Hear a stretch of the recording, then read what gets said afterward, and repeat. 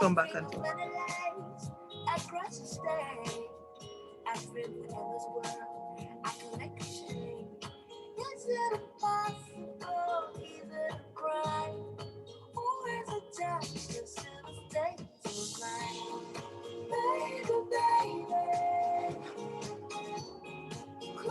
your eyes, let it rain, maybe someday, one day.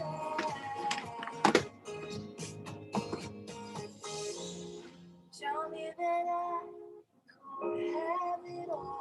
Hello everyone and welcome. We're going to be speaking with MC Lively.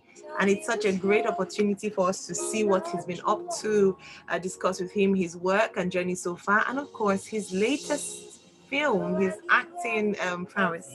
MC Lively, are you ready? 80 more seconds. Okay.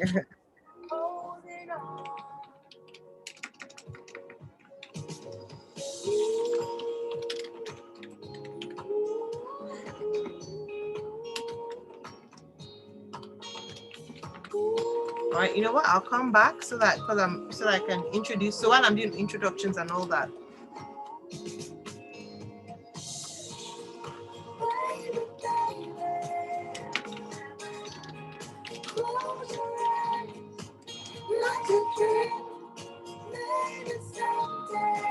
Hope you're enjoying my Asha song.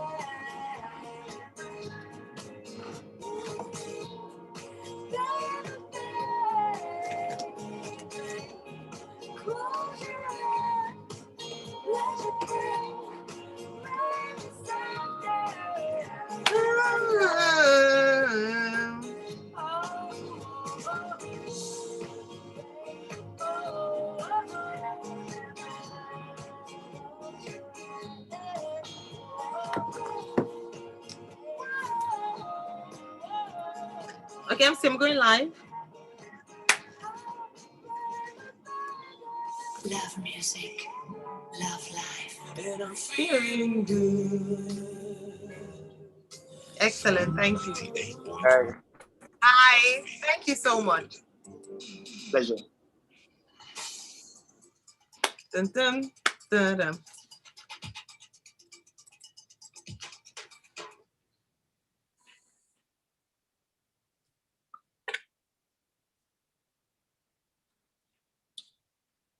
Smooth 98.1, love music, love life. It is still Lagos Talks 981, a feel-good Friday edition. And as promised, we have our very special guest on the show. Allow me to introduce Michael Sunny Amanesi. A number of people don't know him. If I tell you this name, you're thinking, who's that? Who is that? What do you, when I tell you his stage name and what he's popularly referred to, then you know who I'm talking about. It is the one and only MC Lively. Good morning, MC Lively. Don't give me right. Crowd applause. Let me. I did round of applause myself. Excellent stuff. MC Lively, you're very welcome to the show. Thanks for joining us this lovely Friday morning. It's a pleasure to be here. Okay, so the first thing, let me get this out of the way. It was interesting for me to find out that you are, even though you were born in Osun State and you've lived in Lagos State for a while now, schooled in Ile-Ife, Osun State as well, you are from Agenebode in Edo State. Yes, I am. Yes, I am. Do you speak Afemai? Yes, I do. More? Opuno. Hey, I'm so happy. You know why? My mom is from Agenebode. She's actually from your town. I'm telling you, I hardly find people who are from there. So it's always so, yes. Always a delight when you find someone who can speak the language. Always. By the way, for those who are listening to us, Mo is just simply like a hell. It's a greeting in Afemai language in Edo State. Because we're so small a town, whenever we see ourselves, we want to exchange pleasantries in the language. So good to have you, MC Lively. Now, something else that's very fascinating for us and which we talked about earlier on is the fact that you are a law graduate called to the Nigerian bar. And you are now pursuing your passion in comedy. And this morning, before you came on the show, we'd actually asked our listeners and those, as to if they were not in their current jobs, what would they be doing? And you should have heard the responses that came in. Some people said they'd be in the military. Some people said they'd be, they'll open a restaurant, restaurant that would cater to people who didn't have a lot of money. Some people said that, someone said it would be a DJ. Another person, it's such fantastic responses. But you are following your passion as a comedian. Number one is, what made you make that decision to leave what a number of people would consider a lucrative industry to going into the unknown? Comedy, yes, it works for some people, but for a number of people, it's quite a risk, if I put it that way. But what made you pursue that? I was ready to face the unknown. I was ready to take a bet on myself. I was ready to pursue that which gave me joy, that which gave me happiness, at the expense of uncertainty, because there is a lot of uncertainty with regards to following your dreams, following your goals, following your passion. There is a lot of uncertainty. But growing up, for me, I had a lot of experiences that veered me towards comedy. A lot of times when I thought that I would do something else, one way or another. Sorry, 1 second. I need the light. One way or another, I found myself veering towards comedy. So the entire story started when I was 7 years old. Wow. So when I was 7 years old, we had this play to do in school where I was to play Joseph, the father of Jesus. Now I realized that it was a very minor role then, and I had very, very little things to say. I had one scene in the drama, but I had very few things to say. But I remember telling myself that whatever it is I'm going to say in this play, people must laugh. It wasn't a funny story. It was a very serious Jesus and Joseph story. But I wanted to make people laugh. I really, really wanted to make people laugh as early as 7 years old. Wow. I'm glad that eventually, after that little drama, I was able to get people to laugh on my scene. And that's just, I think what that did was that woke a giant in me that made me realize that, I could do this someday if I really dedicate my attitude, if I find a way to learn this skill and make it become if I become really good at it. Yeah. So ever since then, I've really been trying to just develop my craft, develop myself, see what it is that I can really do best. Yeah. And even studying law for me was a way of developing my craft, because in truth, there are not a lot of courses that someone who is in the creative arts, there are not a lot of studies that someone can do. True. It's very limited to mass communication, theater arts, very few. Now, I knew for a fact that I was not going to do only acts in my life. I knew for a fact that theater arts was not the way, because it was going to box me in a corner. I wanted something more. I wanted to explore. I wanted to test my brain. And of course, I wanted to be amongst the best of the best. That's why I studied law. Yeah. But there was always that fire inside of me that wanted to know what comedy was about, how to make people laugh, and how to get a laughter, how to elicit laughter from people. That is what I've been trying to do all my life. That's what I'm still trying to do. That's why I'm a comedian now. Excellent. Thank you so much for breaking it down to us that way.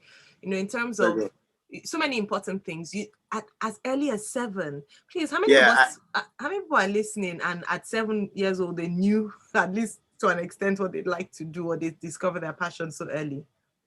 I think many of us figure it out. Many of us are just too scared. So you realize that I developed an interest at age 7. Yeah. So as I grew older, I started doing stuff that would fuel that passion. For instance, now I remember that in my house, I was the one that bought all of our Night of 1,000 Laughs CDs. I didn't have money, but I would save up 100 naira to go and buy Night of 1,000 Laughs. I bought volume 13, 14. I kept buying because I wanted to see people who were making people laugh professionally. I wanted to see how they were doing it. Yeah. And mind you, every time I watched a Night of a Thousand Love show, I felt more that I couldn't do it. Wow. You understand? Yes. Yeah. If anything, it convinced me that I couldn't do it. If anything, I kept getting convinced that I can't make people laugh like this. I can't make people laugh like this.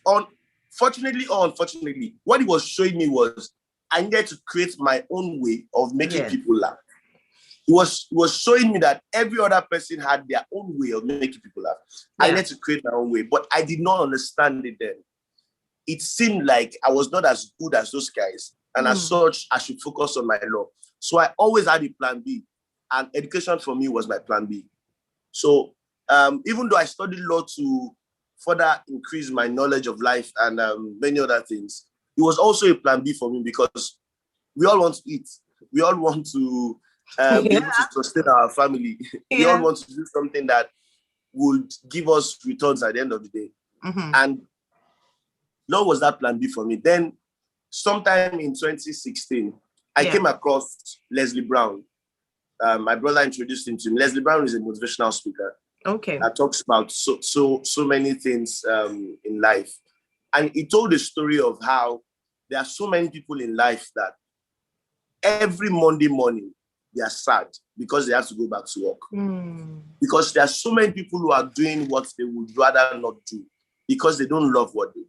Yeah. So if you are going to choose what you are going to do with your life and you don't choose what you love to do, there's going to be a very serious problem when you turn 30, when you turn 40, when you turn 50, because then all you will say is, had I known? I don't want to say that. That's why when I finished law school, I made a decision that even though I didn't know anything about comedy, I didn't know if I was going to be a successful person there. As long as it was what drives my heart, as long as it was what gives me joy, that was what I should follow. And that's why I did. Fantastic. Thank you. You're just taking us, giving us a master class in 3 minutes right there. Thank you. I'm sure you've spoken to the heart of someone right there with regards to you don't want to finish life or go through life and be thinking, had I known, or finish life at the end of your life, I think, had I known.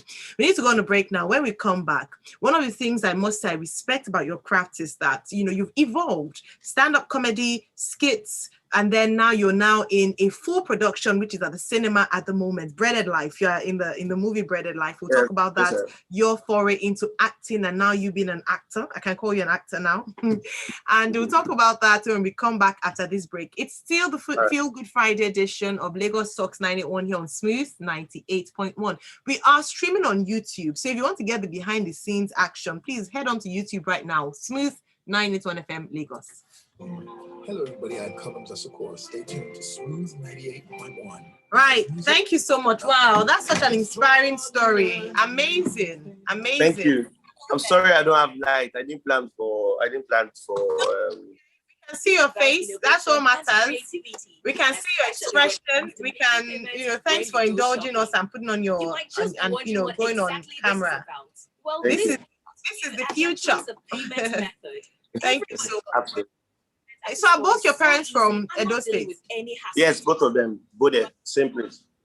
I cannot believe it. My mom, our part is Ubodaga. Mostly, if you partly. It's from the Ubodaga family. So I think, let's leave that one because we want to talk about you. So Breaded Life is in cinemas from today, right? Yes, it is. Oh, nice. What role did you play? Oh, no, let me not ask you. Don't tell me. Wait till we get on air, because that's how you say it now. And then when we get on air, it would be as if you've had the conversation before. But something for those are you in a relationship, married? No, I'm not. Not in any of these things. No. So who are you telling not to close the curtain? What a great news in this. My friend. Male or female? That's my friend. A man friend. No worry, we'll see proof. Guys, this is what you get behind the scenes when you're on YouTube. You get beyond what you hear on air. Okay, so we've established that. Why are you not in a relationship? I know, life is not only about relationship, but want to just why? Easy and fast way to make payment. I just am not, I guess. The Nigerian quick response code. So there's nobody's sliding into your DM. You know how it is with fame and popularity. Actually, nobody's sliding into my DM. I'm glad you asked that, and I'm wondering why. Are you being truthful? I'm being truthful. So no one is. So you is it? So you're wondering why you want people to slide into your DM? So people don't slide into my DM because they already assume I'm married, and they already assume that.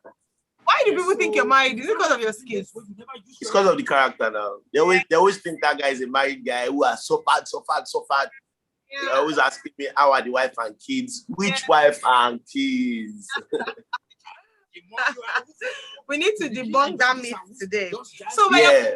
your parents supportive, you know, of you, or maybe your parents, because you had grown, you become an adult at that time. But were people supportive of your dreams too? Did people not say, are you mad? Are you okay? Why would you leave law? Well, at the beginning, most of them did. At the beginning, most of them did, but it's meant to happen. That's how life is. Yeah, my dad was really supportive of. My dad from day one has always said, whatever you want to do with your life, you're going to do. My job is to send you to school. Once I send you to school, whatever you do, I want to know. Yeah. So he believes that they've taught us enough to make us sustain ourselves in life. Yeah. Virtually all the children sent to school. Wow. None of us are doing what we studied in school. None of us. And none of us went to OA. Yes. None of us are doing what we studied in school. Okay, we're back on air now. Every Thursday at 5:15 in 5 seconds. All right. Now you know. Smooth 98.1, love music, love life. It's still Lagos Talks 981, Feel Good Friday edition. And you already might know, but if you're just tuning in or you joined us halfway, I am live with my very special guest for today, MC Lively, comedian and now actor. Hello, MC Lively. Thanks a lot again for just joining me on the show today. Thank you very much. I'm here. Sorry, it called for me. Oh no, it's okay. So if you're not watching us on YouTube, sorry. I mean, there are a few things that we talk about behind the scenes that we don't bring on air, and it's just lovely. We touched on YouTube. We touched on MC Lively's love life. You need to watch that to find out. Also touched on his support from family, friends, with his decision to go from law to comedy, and he said something really powerful about his parents, particularly his dad. So I'm just giving you a hint as to what goes on if you're not watching us on YouTube. Well, now let's talk about you as an actor, MC Lively. You're now in the movie Breaded Life, which is showing in cinemas at the moment. Tell us, what role did you play and how was it for you? It was really nice. I played the role of Iskilu. That is the gatesman who was sacked, and I really enjoyed the set. Okay. Partly because I'd worked just a few months earlier with Bjorn Steven on Introducing the Kujus. And that movie, that one hit the cinemas last December. Yeah, I saw we had worked together with on Introducing the Kujus, and then Very Life came, and it was really nice. I liked the story. I liked the role that I played inside. So I'm the kind of person that I always give my 100%. Every time I'm on set, I'm always giving my 100%, and I really enjoyed being on that set. Okay. Thoroughly. So what was the personality of Iskilu in the movie? What was your was it similar to your skit lawyer? Yeah, so it's quite similar to Barrister Mike's skits. Quite similar. So I'm a ne'er-do-well security official who's the spoiled kid, which is Timini, is my guy. So I'm always enabling him. His mom says he shouldn't do this, he does it. I'm the one I'm his wingman. So when he wants to throw a party, and the one who lets people come into the house, when they need something, I'm the one who gets it for them when he needs something. So I'm basically his enabler, and that's what I played in the movie. Nice one. That sounds interesting. And you're sacked for that. I was sacked. Unduly sacked. Yes, let's be the judge of that. When we watch, we won't tell you if you were unduly or duly. You watch it now, you will tell me that I was unduly sacked. All right, so let me ask you now. I mean, you've done comedy, you're now in movies. Is there any singing in the future for you? Nah, what? No. I mean, we're talking about passion before. Yeah. Whatever someone is passionate about, it has to be connected somewhere or another. Yeah. So what would you say is next for you as an artist? For me, I'm a comedian. That's what I'm going to be till the day I die. So I'm going to do a lot more. I've not even scratched the surface of what it is I'm capable of. I've not even begun to explore what it is I'm capable of. So I'm going to keep doing what it is that I do. Keep evolving into a better comedian. Do a lot more stand-up specials because that's really the goal. That's really what I want to do. I'm a stand-up comedian. I hope that I can do specials of my own. Do movies of my own, do a lot more content, put a lot more content out there. We're in the content world now. Yes, in a world where content is gold. Content is gold. Whatever it is that you do, you need to put it out there so people can see it. So there's a lot more. There's a lot more in stock. There's a lot more like that. We're looking forward to that. Well, we have a comment from Lax on WhatsApp. It says, "Dear MC Lively, I loved your role in introducing the Kujus. I see you're not bothered about being stereotyped. Would you like to play other roles?" Oh, absolutely. But then it comes with me evolving, like I said. It comes with me also showing myself. Now, people feature me on movies because they've seen what I can do in my skits. So then when it comes a time where I need to do other things in my skits, then I'll do it. Then people can feature me in other roles. It's all a learning process. It's not it's not a 2-day process. It's not a 3-day process. It's not a 2-year thing. It's not a 3-year thing. We're looking at a 10-year, 20-year, 30-year career if possible. So it's going to have different stages. I'm not going to be stereotyped. The only way you can be stereotyped is if you stereotype yourself. True. So if I decide tomorrow that I want to do a skit where I'm not playing Barrister Mike, I can do it and put it out there. And someone will say, "Oh, I wanted to play that role in my movie."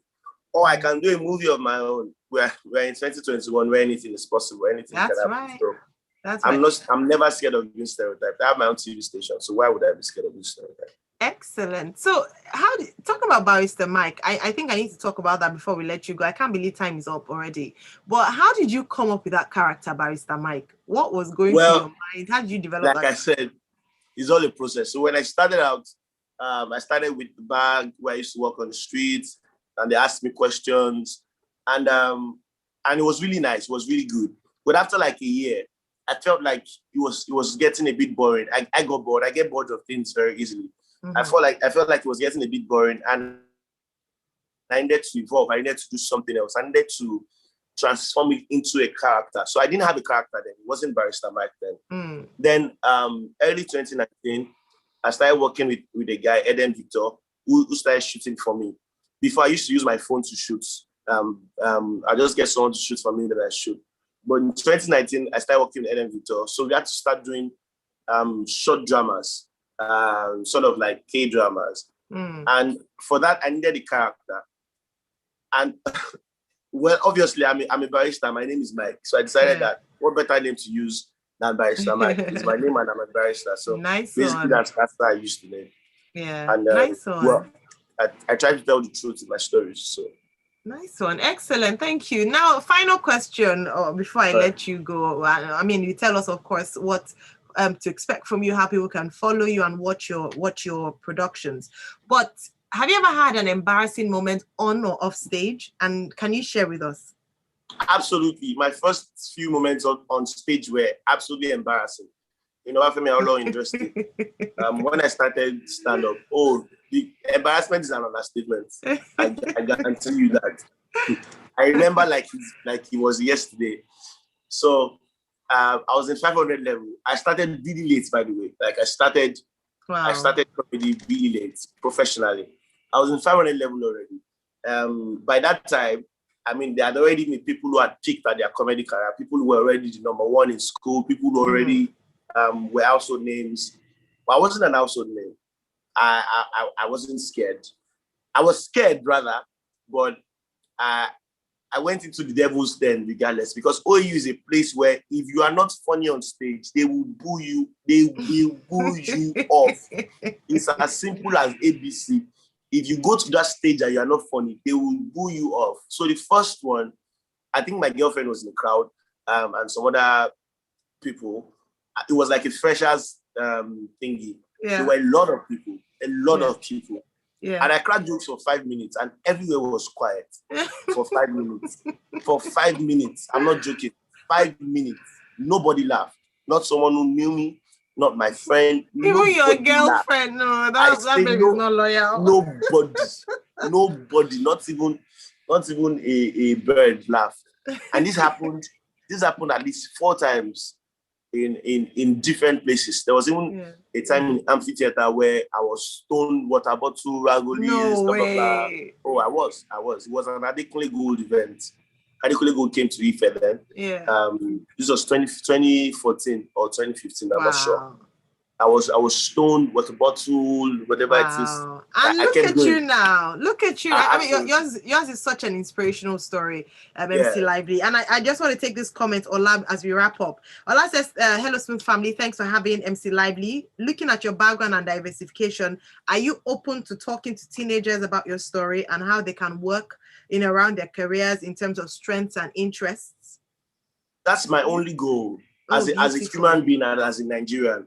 I feel like, you see, the basics is where we have got it wrong. At the beginning, they have told us so many things that are wrong, and we need to correct that. So every opportunity I get, as I am right like this, every opportunity I get, I tell people my story, and I explain why people can do whatever it is that they want to do, whatever they believe that they can do in this life. And I still look forward to other opportunities. I'm looking to create them. That's super. So the person is saying that I hope your team responds to emails, or is there a particular way to reach your site's email? And that's a great way to ask, tell people how to follow you, how they can reach you. So for someone like this who would like you to speak to teenagers, what's the best form of communication? So they can just reach me at livelycomics@gmail.com. Okay. livelycomics@gmail.com. Any opportunity that is, I'm open to it. I love talking. All right. Beautiful. And people can find you, of course, on all social media platforms at MC_lively, right? Yeah, _lively. Wonderful. Thank you so much, Michael MC Lively, for joining me this morning on the show. I mean, we never have enough time when we're speaking to such a fantastic guest as you. But this is where we close the curtain on today's edition of Lagos Talks 91 special. We gave you a full dose. First, great conversation. And then second half, we had the wonderful MC Lively join us as our guest. Join us again next week. You never know who is going to be sitting with us on our Feel Good Friday edition of Lagos Talks 91. For the next 1 hour, we have some smooth music lined up for you. Don't go anywhere. It's still Smooth 98.1 Smooth Breakfast. I'm Ayo Mairo-Ese. Stay tuned. Thank you so much, MC Live. It's been a pleasure. Thank you. So please, to all your fans who are watching, we can do a close out for YouTube as we wrap up the show. Okay. Hi guys, so this is MC Lively and you've been watching Smooth FM all morning. I hope that I somehow managed to get through to you, especially people who are passionate about one thing or the other in life. I just want to tell you that it is possible. It is hard. It is a lot of hard work, but it is possible. Let's not think that people who are invested in their passion, it's very easy for us to think people who are invested in their passion are doing the easy work. They are only doing the easy work. It only looks like they're doing the easy work because they've done the hard work. And you need to do the hard work. It's the hardest thing to do. Living in yourself and betting on yourself. But it is possible as long as you want to do it. And the best time is now. The best time is not 2 years from now. The best time is not 3 years from now. It's not when you graduate. It's not when you make one particular money. No, the best time to start is now. And when you start, it becomes easier to continue and continue and continue. Excellent. Thank you. See, you're giving us our own talk, TED Talk right here in the studio. Thank you so much. You've been such Thank you for having me. I'm sorry there was no lights. Normally we have lights in our house. Okay, we can see your face. We can see you. Thank you. I wish you all the best. Look forward to hearing wonderful stories of you. Thank you. Around. Have a beautiful day. Thanks everyone for watching.